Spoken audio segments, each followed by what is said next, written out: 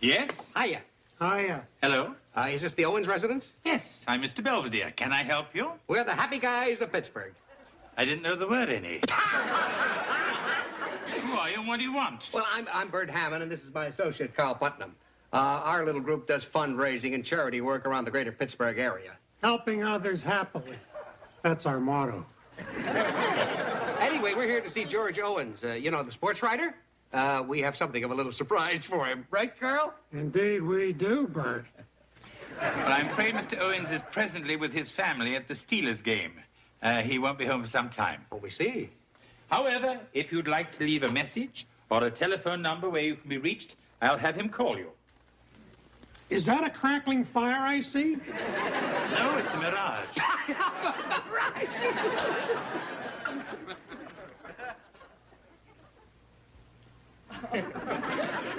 Fire's almost out. That usually happens as time goes by. Jeeves here's really got a great sense of humor, huh, Carl? Ever think of becoming a happy guy? Not anymore. We're back. Thank God. I can't believe the Steelers got ripped like that. Oh, cheer up, honey. We had a fun time. The longest afternoon of my life. And it's not over yet. George, I don't know if you remember us, Bert Hammond. This is my associate, Carl Putnam. We're the happy guys of Pittsburgh. Oh, sure. The three of us worked on that fundraiser last year, remember? Oh, yeah, for the handicapped children. Yeah, you arranged the game between the Pirates and the Pittsburgh Press Club. Yeah, that was a great game, Dad. You struck out 3 times. I was clowning around, Wes. Not as far as we're concerned, right, Carl? Far from it, Bert. You see, George, every year about this time, us happy guys like to get serious for a while. To honor the public-minded individual who best exemplifies the spirit of the happy guy. Oh, yeah? George, in recognition of your dedication and your hard work, it is my privilege to tell you... Our privilege. Excuse me.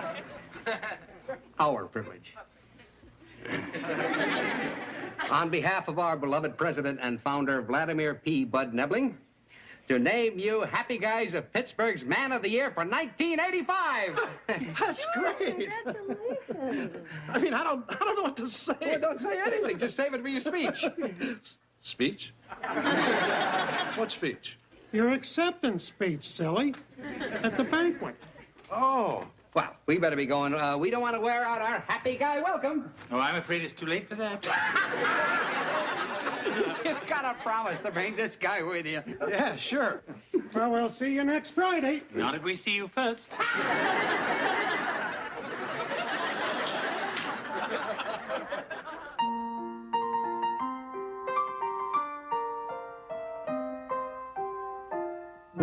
Streaks on the china, never mattered before. Who cared when you drop-kicked your jacket as you came through the door? No one glared, but sometimes things get turned around and no one spared. All hands look out below. There's a change in the status quo. Gonna need all the help that we can get.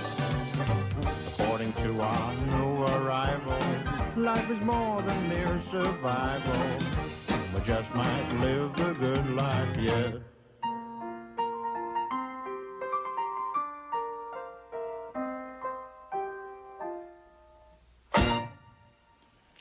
How's your speech coming, George? Great. I'm finished. So, what do you think? Thanks for the award. Drive carefully. I like the drive carefully part. They said keep it short. Anyway, what else am I going to say? Well, and I never thought I'd be suggesting this. You could tell a few of your sports stories. I don't want You always wanna.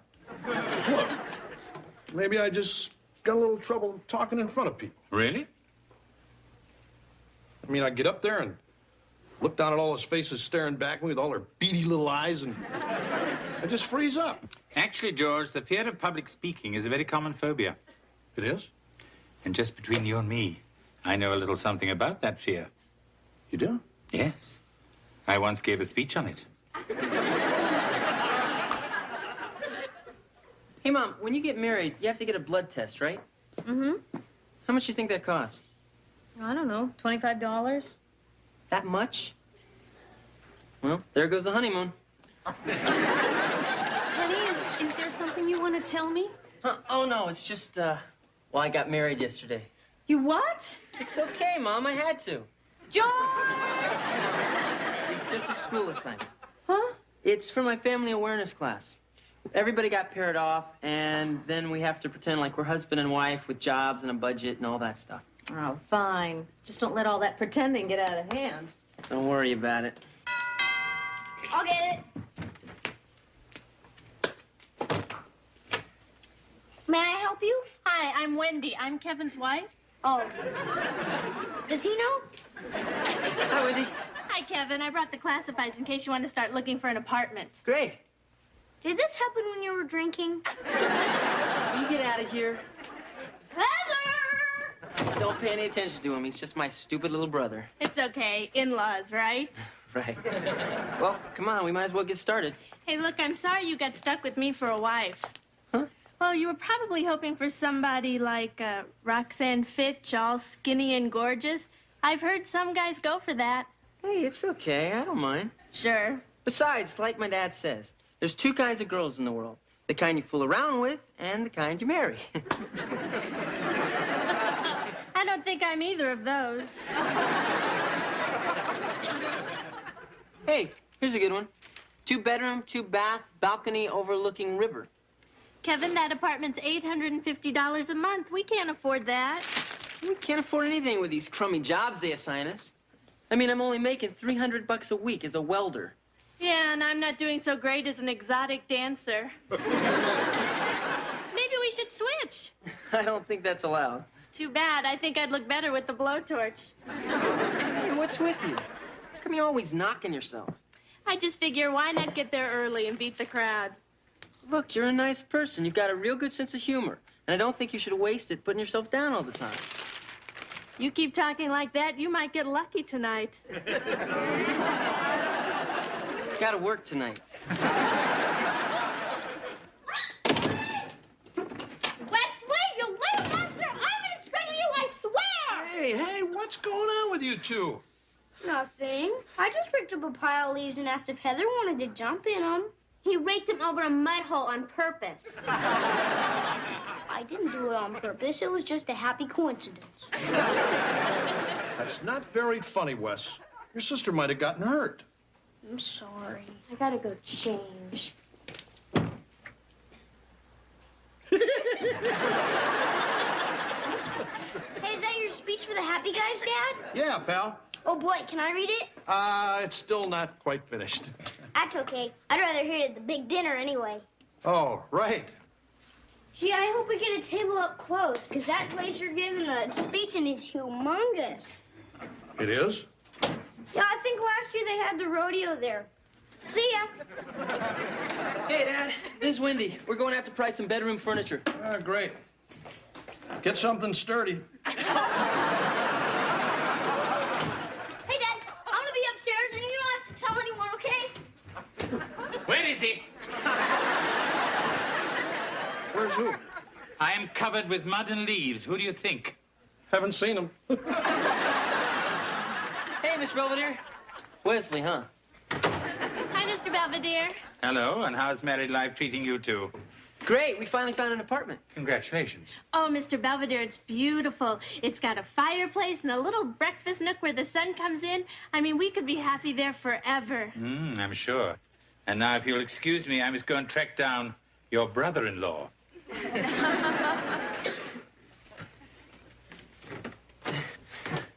Well, we better get this put together. Our assignment's due Friday.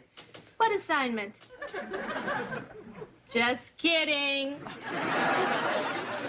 All I know is you never let me wear anything low-cut like that. Well, sure I would, if you were 10 years older and not my daughter. Hey, guys. Hey, Dad, wait till you see the dress Mom bought for your banquet. It is really hot. Oh, yeah? Come on, Heath. Hope you didn't spend a lot of money. Nope, I charged it. Come, Wesley. Mr. Belvedere has a nice, fresh pile of leaves for you to jump in. You didn't put them over a bunch of mud, did you? No, a landmine.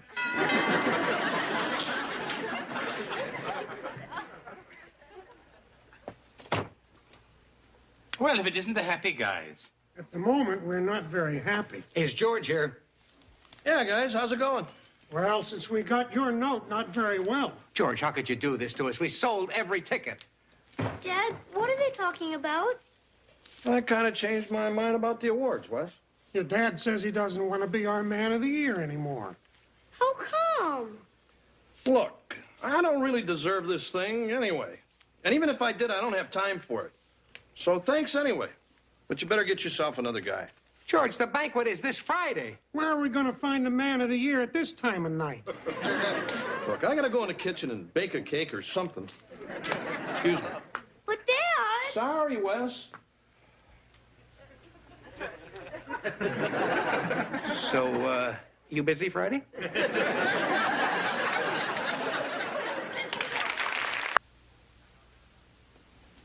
I got rid of them. Thanks. I'm afraid they didn't leave very happy. Oh, I'm sorry, George. I didn't realize how serious this problem was. At first, I thought I could get by mumbling thank you or something. But they want a real speech. And I can't do that. Of course you can. No, I can't. George, there are proven methods for dealing with this fear, and I can help you. I'm not giving that speech. I'm not going to do anything that's going to make me look like a fool in front of my family. That's never stopped you before. Hey, I know what you're trying to do, so forget it. I've got nothing to prove to you or anybody. You okay, Dad? Yeah, Wes, I'm fine. So you're still gonna be man of the year, aren't you? I don't know. I already ran my tuxedo. I guess I got to do it. Great! So, got anything particular in mind? Happy guys, ladies, honored guests. As I gaze upon this sea of smiling faces, I realize this is the stupidest thing I've ever done in my life. Now, George, you're losing your audience. Isn't that right, Petunia? You sure I'm the one who needs help? George, you'll never overcome your problem if you don't start taking it seriously. How? You got me talking to a bunch of stupid stuffed animals. They are still your audience. They are sitting and listening attentively, just as your real audience will be Friday night. I don't know. Every time I look at these things... George, go back and finish your speech. Remember, you are the speaker. You are in control. There's absolutely nothing to be afraid of. Who's that? I don't know. But if they catch us like this, it'll be all over.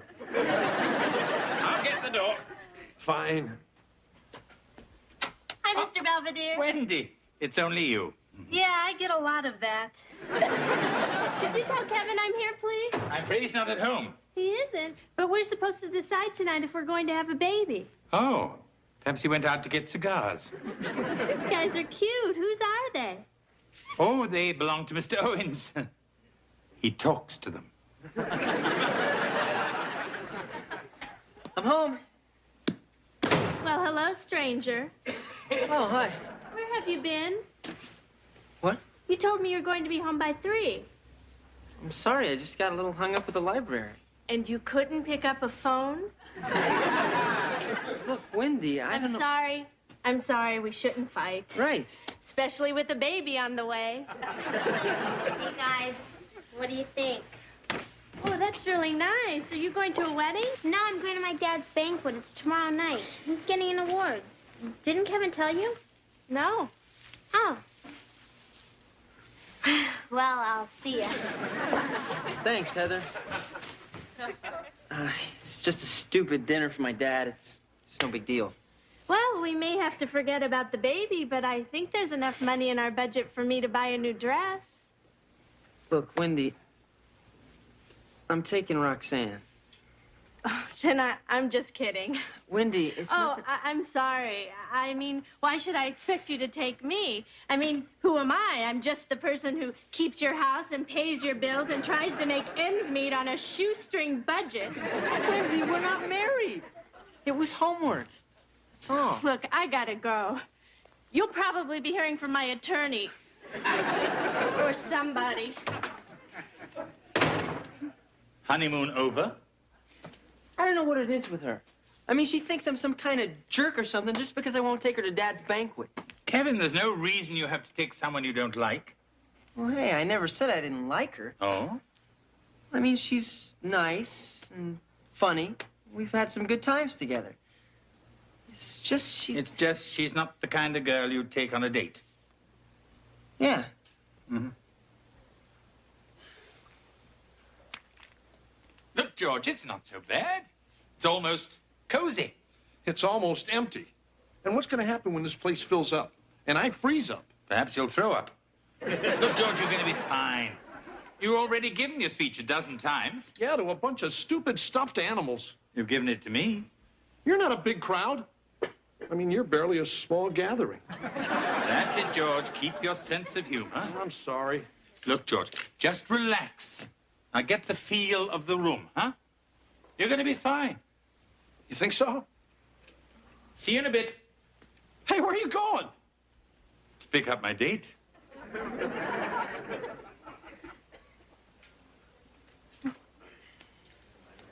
Here you go, Roxanne. Got your drink. Oh, thanks. You know, I didn't know whether you want a new Coke or the old stuff, or cherry or diet or decaffeinated, so I just said the heck with it and got you a root beer. I don't like root beer. I wanted a cola. Roxanne, that's what I got you. You said you got me a root beer. I was making a joke. Oh, right. Let's see if we can find our table. Hey, Mom, aren't you going to take off your coat? Yeah, in a minute. I'm still a little chilly. Yeah, and if you ever see her dress, she'll know why. Hey, guys. Oh, hi, honey. Hi, Mom. This is Roxanne. Oh, Roxanne, it's so nice to meet you. We've heard an awful lot about you. From who? Kevin. Oh, then I guess that's okay. Mom, can I take your coat? I don't see why not. Mom? Mom, I think your dress is on backwards. Oh, Leslie. Can we please just take our seats, please? Gee, Kevin, your mom's really stacked. Yeah, we're real proud of her, Roxanne. Well, there's our table over there, Wendy. Hello, everybody. Sorry we're late. You all remember Wendy? Hi, everybody. Hi, Wendy. What are you doing here? What do you care? We're not married, remember? Mr. Belvedere. Kevin, I simply asked Wendy to be my guest for tonight. I didn't think you'd mind. It's fine with me. Hi, Roxanne. Have we met? I'm Wendy. We're in the same class? Oh, sure we are.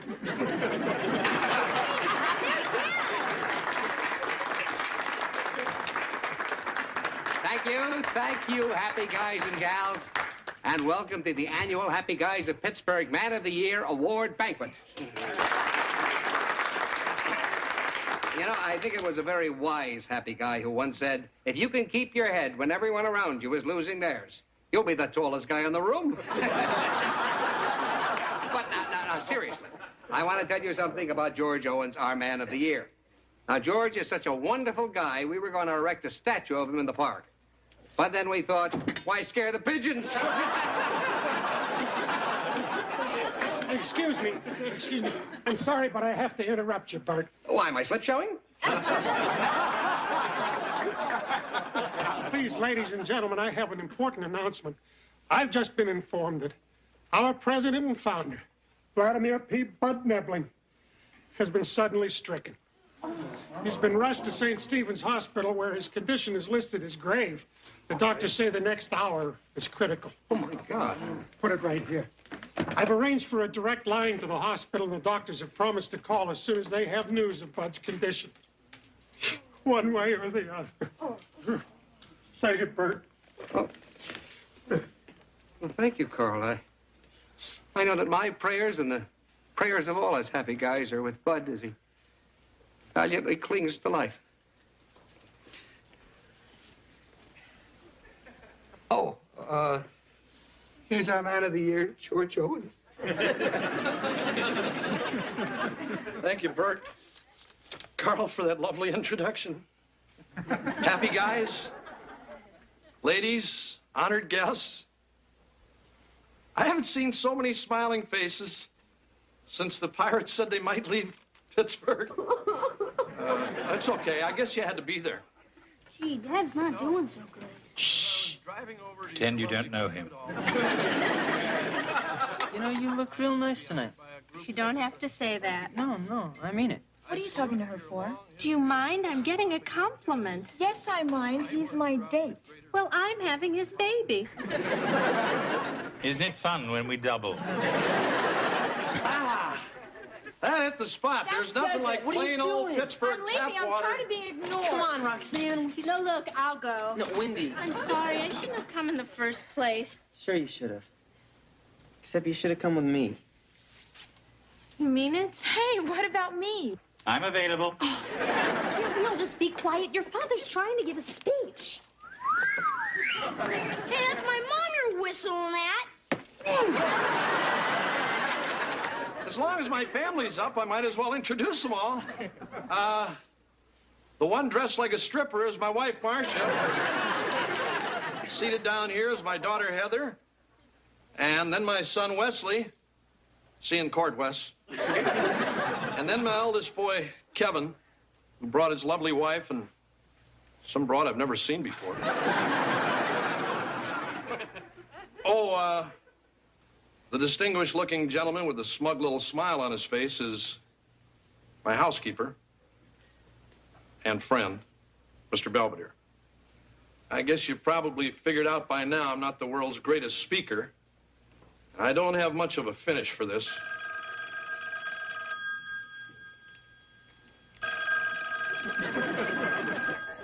Maybe I do. Hello?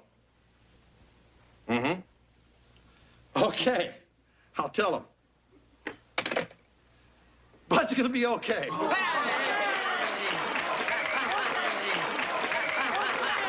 you. Thank you very much. Thank you. As it appears I have a free moment, I'm taking the opportunity to jot down a few thoughts while they're still fresh in my mind. Kevin seems to have learned a little about women and a lot about himself. Marcia has learned that modesty is the best policy. And as for George, he finally seems to have conquered his fear. Perhaps too well.